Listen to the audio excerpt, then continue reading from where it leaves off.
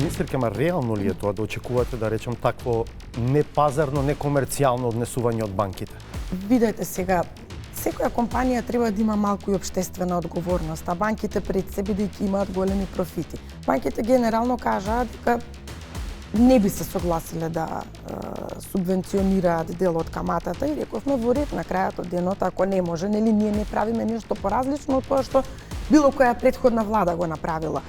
Сепак во целата таа ситуација се појави одредена банка која што на посебен состанок кој што го имала со премиерот кажала дека е спремна да учествува со дел од субвенционирањето на каматата. Реално, бидејќи рековте дека ќе плаќате по реализација, вие до крајот на годината многу помалку, дури од 75 милиони евра ќе реализирате.